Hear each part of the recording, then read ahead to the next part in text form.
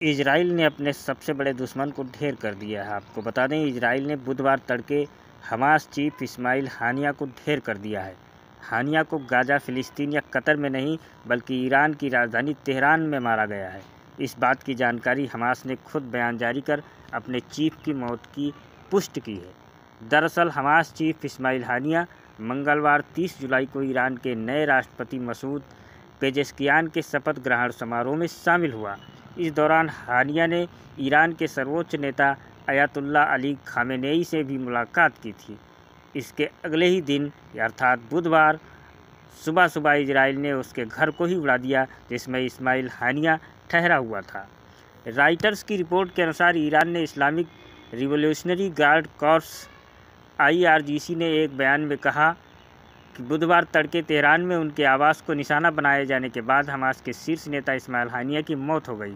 Gaza में Israel के साथ युद्ध में शामिल फिलिस्तीनी संगठन हमास ने कहा कि इजरायली हमले में तेहरान में उनके आवास पर इस्माइल हानिया और उनके अंगरक्षक की मौत हो गई है। एक बयान में विश्वासघाती ज़ायोनी हमले में मारा गया। हमास नेता की हत्या के मद्देनज़र ईरान की सर्वोच्च राष्ट्रीय सुरक्षा परिषद की एक आपातकालीन बैठक वर्तमान में सर्वोच्च नेता अयातुल्ला अली खामेनेई के आवास पर चल रही है।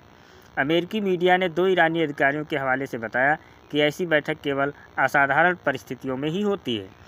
मंगलवार को कतर में निर्वासन से हमास के राजनीतिक अभियानों का नेतृत्व करने वाले हानिया ने ईरान के राष्ट्रपति मसूद पेजेश्कियान के उद्घाटन समारोह में भाग लिया।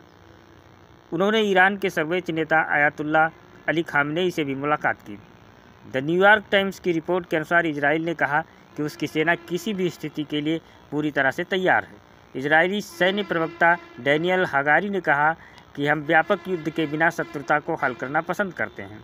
इजराइल गाजा युद्ध के बीच हानिया ने युद्ध विराम वार्ता में वार्ताकार के रूप में काम किया।